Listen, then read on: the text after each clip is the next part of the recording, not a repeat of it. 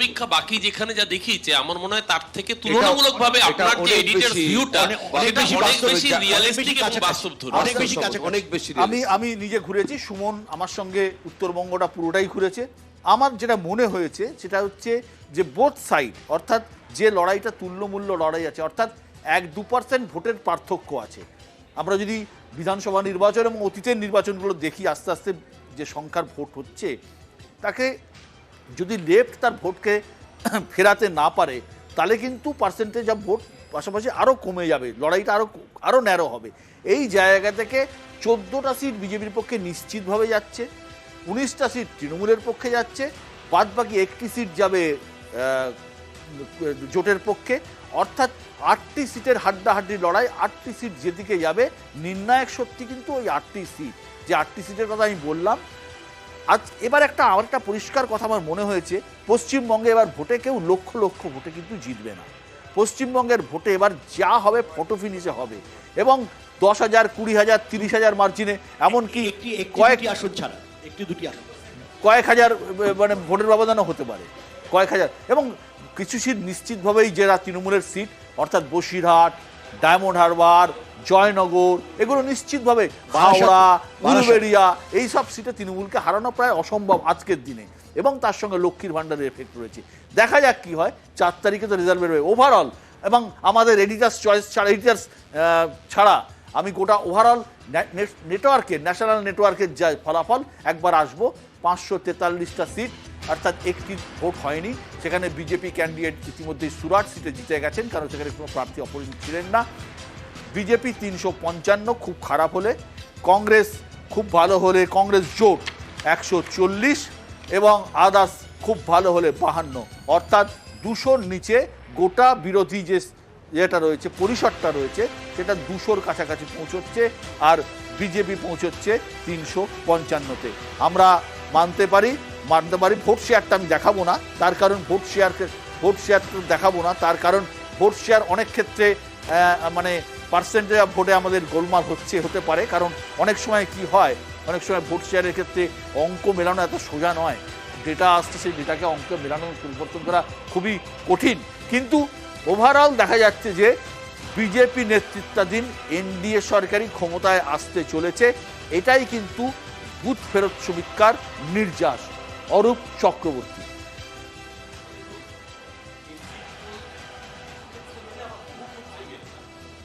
Mic. Exit poll কিছু ক্ষেত্রে মেলে, আবার বহু ক্ষেত্রে মেলে না। 2004 সালে যখন সবাই শাইনিং ইন্ডিয়া স্লোগান দিয়েছিল, কেউ ভাবেনি অটল বিহারী বাজপেয়ী ওইভাবে পরাজিত হবেন।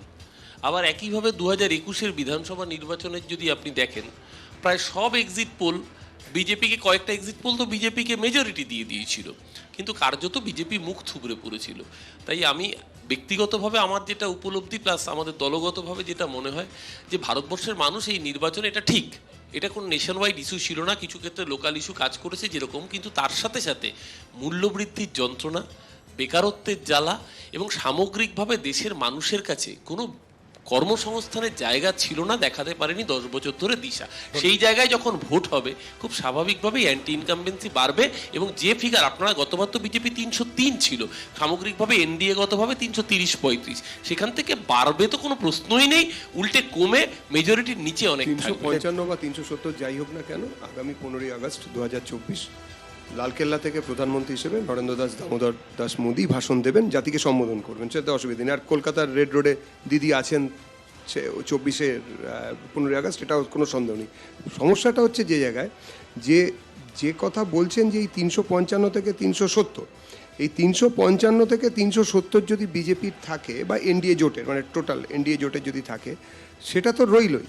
সেটা একদম খুব মানে ছেড়ে জোর করে বলা হয়েছে, খুব রিজার্ভ লেভেলে।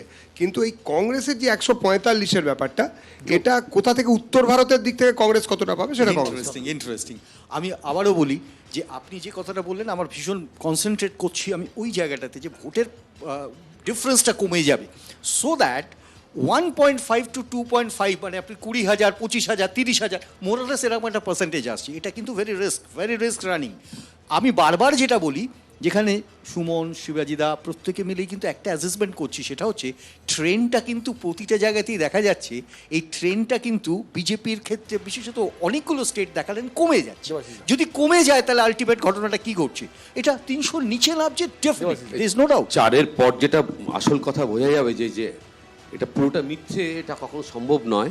যে অ্যান্টি ইনকামবেন্সি মানে একদম বার্নিং প্রবলেম, সেই জায়গাটা কিন্তু বিজেপি সাকসেসফুলি ওই জাতপাতের রাজনীতিকে দৃঢ়ভাবে অ্যাড্রেস করে থ্রু করছে। কিন্তু ওই যখন ভোট পার্সেন্টেজটা আসবে তাতে আরেকটা চারও কিন্তু বেরিয়ে আসবে প্রায় নিশ্চিতভাবে, যে ভোট পার্সেন্টেজ সেটা কিন্তু রাজ্যভিত্তিক এবং সামগ্রিকভাবে নিশ্চিতভাবে কমবার কথা। এই ভোট যখন শুরু হয়েছিল তখন অপোজিশনকে এবং কংগ্রেসকে যতটা ছন্নছাড়া মনে হচ্ছিল, যত এগিয়েছে কিন্তু তাদের ন্যারেটিভ তৈরি হয়েছে। বরঞ্চ বিজেপিকে যতটা নিশ্চিত মনে হচ্ছিল, আজকে যে 200-র ওপরেও অনেক কনজারভেটিভ ওয়েতে দুটো মেলালে, এইটা মেলালে 200-র ওপর, 200-র কাছেই যাচ্ছে বা 200-র ওপরে কিছুটা যাচ্ছে, সেটাই কিন্তু একটা বড় জায়গা বলে দিচ্ছে। ইভেন দিস এক্সিট পোল, যেটাকে আমরা মনে করছি অনেক জায়গায় ফল্টি, সেটাও কিন্তু তার থেকে কমাতে পারছে। যদি আমি এক্সিট পোলকে বিশ্বাস করার চেষ্টা করি তাহলে ধরে নিতে হবে যে বিজেপির কোনো ক্ষয় হচ্ছে না, বিজেপি বা ইন্ডিয়া জোটের কোনো ক্ষয় হচ্ছে না। তাহলে বিহারে কি করে ক্ষয় হলো, তাহলে মহারাষ্ট্রে কি করে ক্ষয় হলো, আর সেই ক্ষয়টা কি করে বিজেপি মেকআপ করলো? একমাত্র মেকআপ হতে পারে দক্ষিণে, হুইচ ইজ ইম্পসিবল। ফলে এইটা সম্ভব নয়। এক্সিট পোলের রিপোর্ট আমাদের নিতে হয়েছে এবং এক্সিট পোলের যে রিপোর্ট সেটা ন্যাশনালি করা হয়েছে। সুতরাং এক্সিট পোল বহু ক্ষেত্রে মেলে, বহু ক্ষেত্রে মেলে না। মিলবে কি মিলবে না সত্যিই আমার জানা নেই।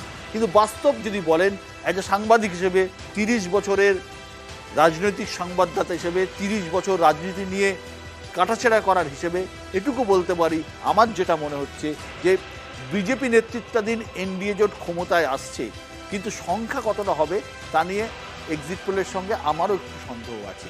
একই সঙ্গে পশ্চিমবঙ্গের ক্ষেত্রে এটুকু বলতে পারি যে আমরা যে এডিটার্স যে চয়েস করেছি, এডিটার্স যে মতামত বা ঘুরে দেখার প্রেক্ষিতে যা করেছি, তাতে আমার অন্তত মনে হয় পশ্চিমবঙ্গের ক্ষেত্রেও লড়াইটা কিন্তু হাড্ডাহাড্ডি। এই লড়াইয়ে শেষ কে হাসবেন এটা কিন্তু দেখার জন্য 2024-এর 4 জুন অবধি আমাদের অপেক্ষা করতেই হবে। এক্সিট পোল কোথাও মেলে, কোথাও মেলে না, কিন্তু আমাদের আলোচনা চালু থাকবে এবং আমরা আবার ফিরে আসব 2024-এর 4 জুন সকাল 6টা থেকে। সঙ্গে থাকবে।